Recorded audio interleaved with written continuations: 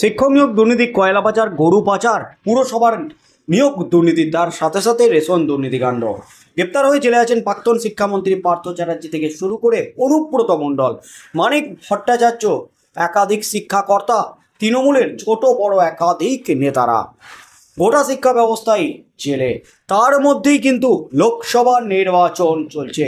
লোকসভা নির্বাচনের মাঝে বিরোধীরা বিজেপি, সিপিএম, কংগ্রেস, তৃণমূল কংগ্রেসকে দুর্নীতি ইস্যুতে কোণঠাসা করার চেষ্টা চালাচ্ছে। কোণঠাসা করার চেষ্টা শুধু নয়, দুর্নীতি ইস্যুকে হাতিয়ার করে রাজ্য রাজনীতিতে জোরদার প্রচার চালিয়ে যাচ্ছে রাজ্য সরকারের বিরুদ্ধে, তৃণমূলের বিরুদ্ধে। আর তার মধ্যেই লোকসভা ভোটের মাঝে ফের নয়া দুর্নীতি। আর এই নয়া দুর্নীতিতে গ্রেপ্তার আবারও এক উইকেটের পতন, বড়সড় উইকেটের পতন। গ্রেপ্তার হেভিওয়েট দাপুটে তৃণমূল নেতা।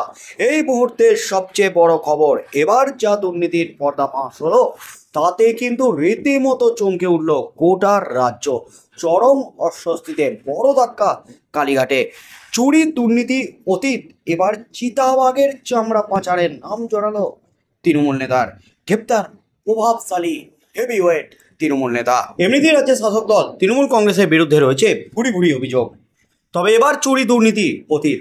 রাজ্য জুড়ে লোকসভা নির্বাচন পর্বের মধ্যেই চিতাবাঘের চামড়া পাচার করতে গিয়ে মুর্শিদাবাদ থেকে গ্রেপ্তার হলেন তৃণমূলের প্রাক্তন প্রধানের স্বামী এবং তার ভাই। চিতাবাঘের চামড়া পাচার করতে গিয়ে বন দপ্তরের কর্মীদের হাতে ধরা পড়ার পর অভিযুক্তদের বিরুদ্ধে বন্যপ্রাণী সংরক্ষণ আইনের একাধিক ধারায় মামলা রুজু করেছে পুলিশ।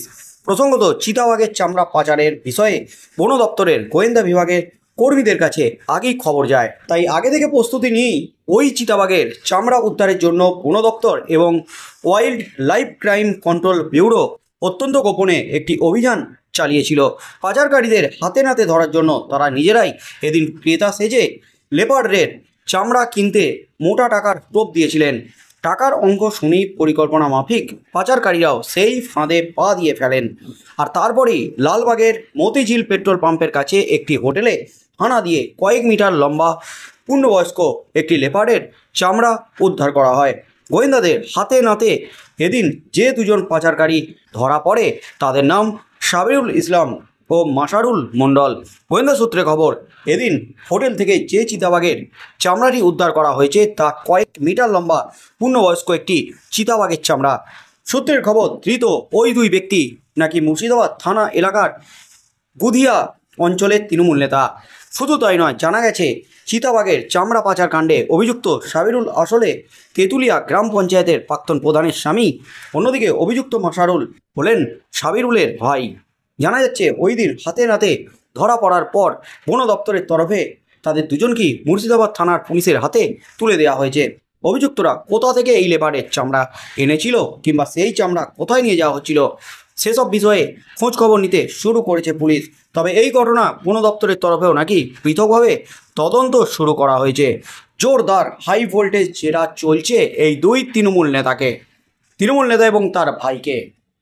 কার নির্দেশে, কার মদতে এই ধরনের কাজকর্ম করতেন এই তৃণমূল নেতা, এর উপরে কার হাত আছে, এবং চিতাবাঘের চামড়া সহ আর কি কি বিক্রি করতেন, পাচার করতেন এই তৃণমূল নেতা, এর সাথে কোন মাথা জড়িত, এবং বিক্রি করে টাকা, কোটি কোটি টাকা কোথায় দেওয়া হতো, কোন মাথার কাছে যেত, এর লভ্যাংশ কোন মাথার কাছে যেত, এর সাথে কোন মাথারা জড়িত তা জানার চেষ্টা চলছে গোয়েন্দা দপ্তরের তরফে।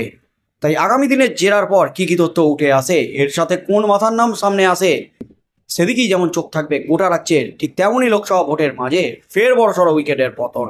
ফের তৃণমূল নেতা গ্রেপ্তার হয় চরম অস্বস্তিতে মাথায় হাত মমতা ব্যানার্জির। আর এবার যে কাণ্ডে গ্রেপ্তার হলো তা হলো চিতাবাঘের চামড়া পাচার, শিক্ষক নিয়োগ দুর্নীতি, কয়লা পাচার, গরু পাচার, পুরসভার নিয়োগ দুর্নীতি, রেশন দুর্নীতিকাণ্ড। রেশনের চাল গম পাচার এখন অতীত, এবার নয়া দুর্নীতি চিতাবাঘের চামড়া পাচার কাণ্ডে গ্রেপ্তার তৃণমূল নেতা এবং তার ভাই। জোর শোরগোল পড়ে গেল রাজ্য রাজনীতিতে। আগামী দিনে কি হতে চলেছে, জেরা করে কোন কোন মাথার নাম সামনে আসে সেদিকে চোখ থাকবে গোটা রাজ্যের।